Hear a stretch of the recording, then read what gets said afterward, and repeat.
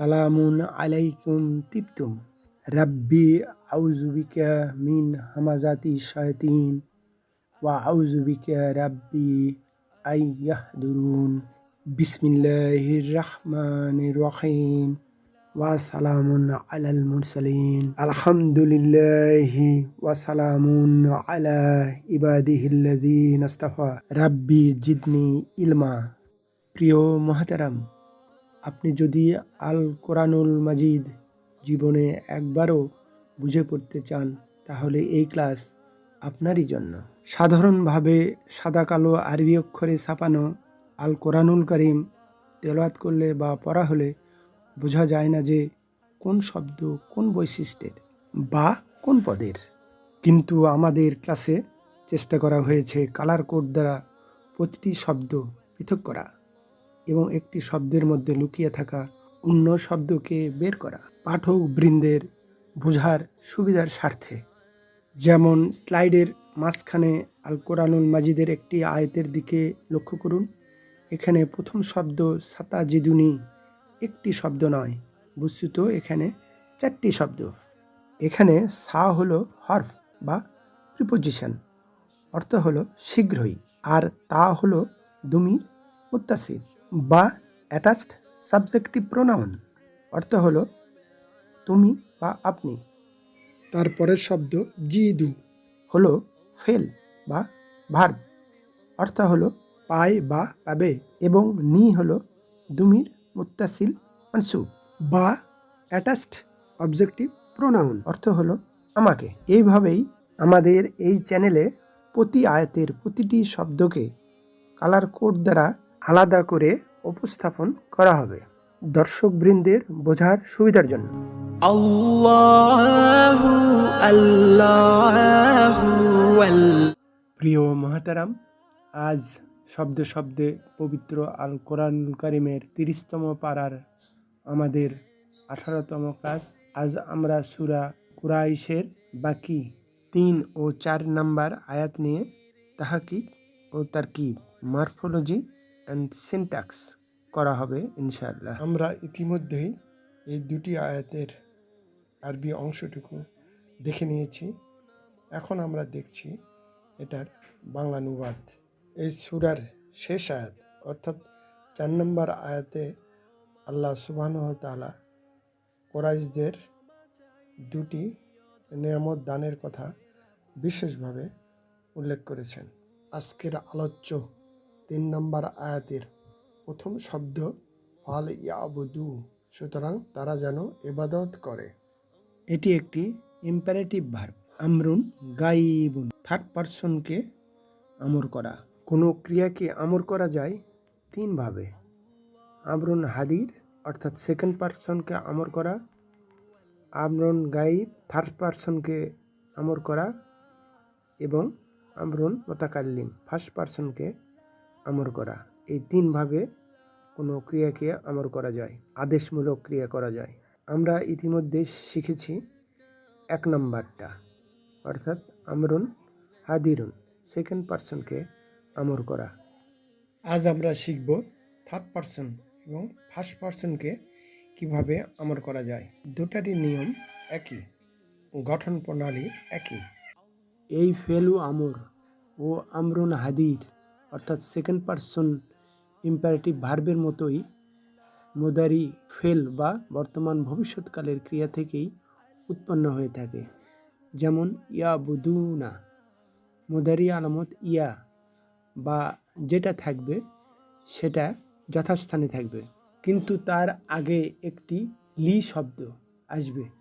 এটাকে বলে লামো আমর, হরফ যার লি নয়, এটাকে বলা হয় লামো আমর, আমর ক্রিয়া করার লাম। তারপর সেকেন্ড পারসন আমরের নিয়ম অনুসারে শেষ অক্ষর মাজজুম হবে, অর্থাৎ যদি শেষ অক্ষরে পেশ থাকে তাহলে তাতে সুকুন দিতে হবে, আর যদি নুন থাকে তাহলে তা ড্রপ করতে হবে, যেমনটি এখানে হয়েছে। আরেকটি নিয়ম হলো এর আগে, এই লামো আমরের আগে, লির আগে যদি ফা বা ওয়া আসে তাহলে ওই লির জের উঠে গিয়ে ওখানে লামের উপর সুকুন হবে, ফাল বা ওয়াল এরকম হবে, যেমনটি এখানে হয়েছে।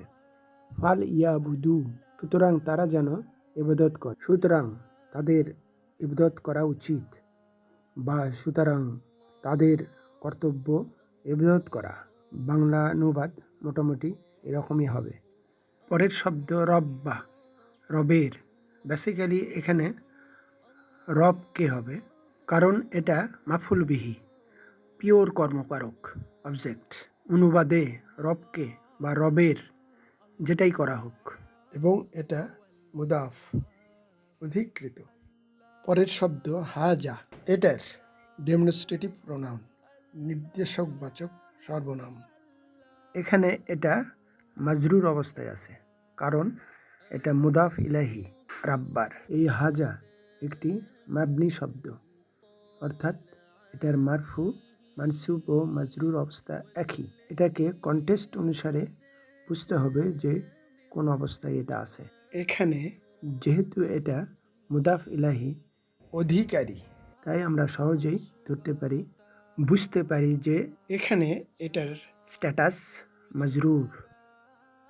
পরের শব্দ আল বাইতি, আল দ্বারা বাইতিকে বা ঘরকে মারিফা বা নির্দিষ্ট করা হয়েছে, যা মসজিদুল হারাম বা কাবা ঘরকে বা বাইতুল্লাহকে বোঝানো হয়েছে। শুধু বাইতুন দ্বারা যে কোনো ঘরকে, সেটা আমার ঘর, আপনার ঘর, যে কোনো ঘরকে বোঝানো যায়। এবং এটা আগের শব্দ হাজার বদল, তাই এটা মাজরুর হয়েছে, কারণ ফর্মুলা অনুসারে মুবদালের ইরাফ গ্রহণ করে বদল। এখন আমরা জানব এই আয়াতটির শব্দে শব্দে অনুবাদ, কালার কোড সহ, এবং সাথে সাথে গ্রামাটিক্যালি লেভেলিং। পরের শেষ 4 নম্বর আয়াতের প্রথম শব্দ আল্লাযী, যিনি, ইসমু মাউসুল, রিলেটিভ প্রোনাউন। এখানে এটার স্ট্যাটাস বা ইরাব মারফু। তারপরের শব্দ আত আমাহম, তিনি তাদেরকে খাবার দিয়েছেন। বেসিক্যালি এখানে দুটি শব্দ, একটি আত আমা, এটা একটি ফেল বা ভার্ব। এই ক্রিয়াটি 4 নম্বর গ্রুপের একটি ক্রিয়া। এটা যখন সামিয়া ইয়াসমাউ সাবগ্রুপের ক্রিয়া ছিল, তখন তার গঠনরূপ ছিল তইমা, সে খাবার খেয়েছে, নিজে খেয়েছে। অকর্মক্রিয়া, ফেলুল আজিম, ইনট্রানজিটিভ ভার্ব। এটা যখন 4 নম্বর গ্রুপের ক্রিয়া হবে, তখন তার অর্থ হবে সে খাইয়েছে, অন্যকে খাইয়েছে। মুতাআদ্দি, ট্রানজিটিভ ভার্ব। ক্রিয়ার সাথে যুক্ত পরের শব্দটি হুম, তাদেরকে। এটি হলো মাফুল বিহি, কর্মকারক। ক্রিয়াকে কি বা কাকে দিয়ে প্রশ্ন করলে যে উত্তর পাওয়া যায়, সেটাই হলো মাফুল বিহি বা কর্মকারক। কাদেরকে খাওয়াইয়েছেন? তাদেরকে। তো সহজে বোঝা যাচ্ছে হুম হলো 4 নম্বর 5-এর একটি প্রোনাউন। পরের শব্দ মিন, হার্বজার, প্রিপোজিশন। কোরআনে ব্যবহৃত 11টি হার্বজার বা প্রিপোজিশনের মধ্যে এটি একটি। এই হার্বজারগুলো বা প্রিপোজিশনগুলো যে কোনো ইসমের আগে আসে এবং ওই ইসমকে মাজরুর করতে বাধ্য করে বা জের গ্রহণে বাধ্য করে, যেরূপ হয়েছে পরের শব্দ জু ইন, ক্ষুধা। যা আ, সে ক্ষুধার্ত হয়েছে। ইয়া জু ও, সে ক্ষুধার্ত হবে। জু, ক্ষুধার্ত হও। এইভাবে কনজুগেশন করতে করতে আমরা লাস্ট সিগা বা 15 নম্বর কনজুগেশনে আমরা পাই ভার্বাল নাউন মাসদার জু অন, ক্ষুধার্ত। এখান থেকে আমাদের আয়াতের জু ইন এসেছে। এটার আগে হার্বজার মিন আসাতে এটা মাজরুর হয়েছে। এই জু অন, জু ইন হয়েছে, মাজরুর হয়েছে। তারপরের শব্দ ওয়া এবং হরফ আতফিন, কনজাংশন। তারপরের শব্দ আমানাহুম, তিনি তাদেরকে নিরাপত্তা দিয়েছেন। এই শব্দটিও গ্রামাটিক্যালি রিপিটেশন বলা যায়। এই আমানা ক্রিয়াটি আগের ক্রিয়া আত আমার মতোই 4 নম্বর গ্রুপের একটি ক্রিয়া, এবং হোমটাও 5 নম্বর চার্টের একটি অ্যাটাচড অবজেক্টিভ প্রোনাউন। একই মাদ্দা। এই আমানা ক্রিয়া যখন 1 নম্বর গ্রুপে ছিল তখন তার গঠন রূপ হবে আমিনা, সে নিরাপদ হয়েছে। লাজিম ক্রিয়া, নন ট্রানজিটিভ ভার্ব, অকর্মক ক্রিয়া, এটা যখন 4 নম্বর গ্রুপে না হবে তখন হবে আমানা, সে নিরাপত্তা দিয়েছে, অন্যকে নিরাপত্তা দিয়েছে। মুতাআদ্দি, ট্রানজিটিভ ভার্ব, সকর্মক ক্রিয়া। পরের শব্দ মিন, হার্বজার, প্রিপোজিশন, জেনেটিভ পার্টিকেল। এটার অর্থ 9-10টি আছে, কিন্তু এখানে থেকে বাংলা অনুবাদটি মানানসই। তারপরের শব্দটি খাউফিন, ভয়, ভীতি। খাফা, সে ভয় পেয়েছে।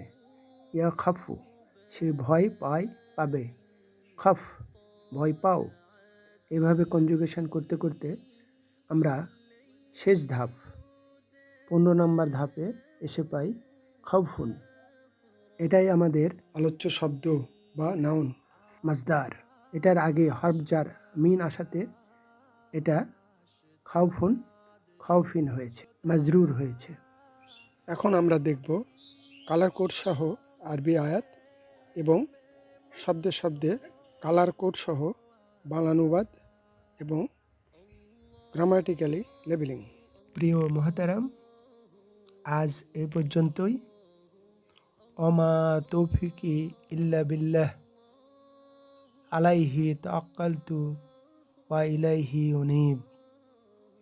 এই চ্যানেলটি ভালো লাগলে প্লিজ একটি লাইক দিন, সাবস্ক্রাইব আইকনটিতে প্রেস করুন, পাশের অল আইকনটিতে ক্লিক করুন।